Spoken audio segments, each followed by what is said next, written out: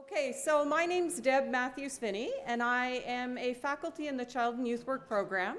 And I have been fortunate to go on 3 Giselle projects. And the first Giselle, several years ago, my partner at the Child and Youth Work program, Amy Godard, she and I decided one day that we thought it would be kind of interesting to take students and do some experiential learning. So I will give you this little story, and then we can chat. Talking about how to increase the learning with our students. We were exploring ways to engage students in critical thinking, look at real life problem solving, and really examine how they thought about the things they thought. We heard about a Giselle that had recently come back from Peru. Both of us started to do a lot of reading and really talk to others at the college about what could this look like and how would we do it. At first, the idea of taking students somewhere around the world seemed pretty impossible. It seemed like there was a lot of work to do. First, we needed to figure out how you do this. Then we needed to consider, should we do this? And really, we didn't know where to start. Our first step was to start talking about this. We started to think about what would we need to know to be able to plan a trip like this. We looked to the people in Colt and the folks that had been to Peru to get some ideas about how we might get started. As we began to do more and more reading, primarily in the beginning on improving student learning and creating opportunities to learn, we realized that there was another side to this that was really considering the implications of taking a group of students across the world. And one of our biggest questions became, should we do this? After 3 global citizenship trips, I'm still not sure I have the answer to that question. What I do know is that our initial planning was really for students and giving them the best experience we could. And what's changed now is recognizing that to be a good global citizen, we have to first consider our impact. As we started to plan our Giselle, we realized that a collaborative approach works best. The first step is to make sure that the community you're partnering with wants your involvement. And along with that, make sure that you tap into the resources at Centennial College. There's a lot of expertise here. Although our Giselle took a fair amount of time in the beginning to figure a lot of things out and consider all of the implications, it never felt like it was too much. And we figured out pretty quickly that there was a lot of support to get this done. Each time we found something we weren't quite sure how to handle, the folks in Colt and Global Citizenship were extremely helpful. So as we planned and moved forward, the effort really was worth it. As we started this process, I can honestly say that I didn't know very much about this. What I can tell you is I was very hopeful that we could begin to challenge the students' thinking and our own thinking about what we know about the world and how we think about the world as good global citizens.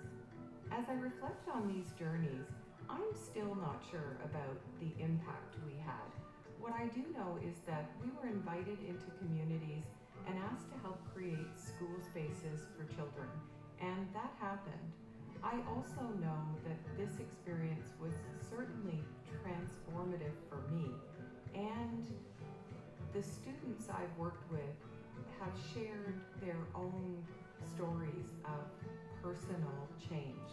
So I feel as though this is a complex issue that we're probably going to continue to discuss for a long time, and I'm really grateful for having had the opportunity to experience this.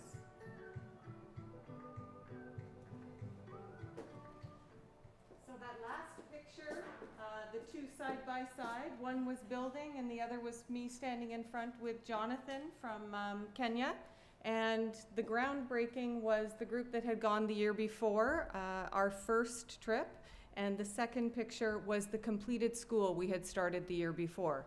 So there were some loud cheers here at the college and on Facebook when the students who had gone the previous year got to see the hard work. Just one example from that, we actually had to dig underneath a very large boulder and light a fire under the boulder that went for about 3 hours to heat the rock and then pour cold water on it to crack the rock. There's lots of nods around the room, so I see people that probably teach in areas that are generally technical like this. I don't, so this was all new and very exciting and quite a remarkable learning opportunity. The Giselles themselves, the being with students, I can tell you is probably one of my best experiences ever to watch the changes that happen. But the whole process of becoming connected to a part of the college I hadn't been before, learning about global citizenship and impact, that really is a completely worth it process.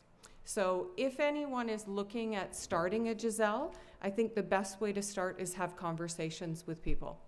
Start to generate ideas and pull people together who have done this or are excited about the idea of doing it, and just start moving forward.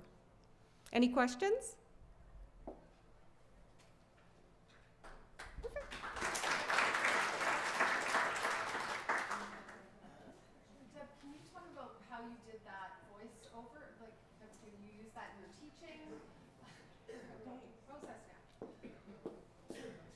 So for those of you that know me, I tried not to talk too much because once I start, I won't stop. So I'm just warning you.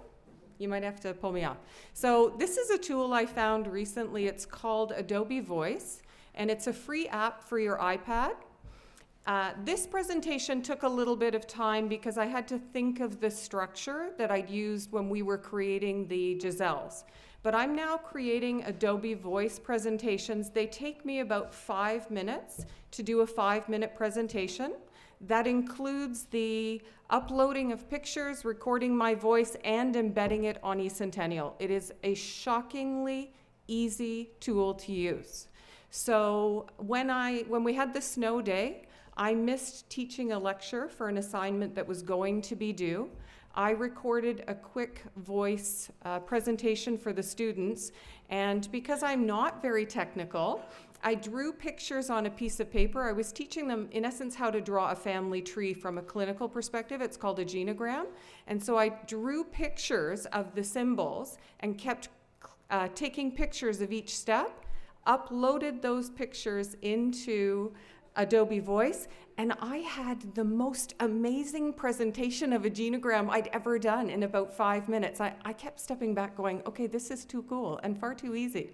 So if you are looking for a way to record information and put some pictures with it, ideally as a step-by-step or telling a story, it is a phenomenally useful tool. Anyone who wants to use it, I would be happy to do a quick demo after.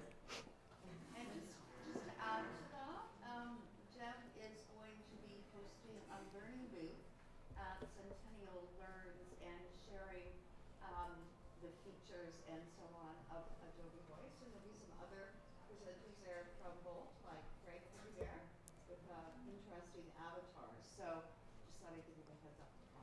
If you're interested in this and you're coming to Centennial Learns, I'd suggest you bring, if you have an iPad, bring it with you.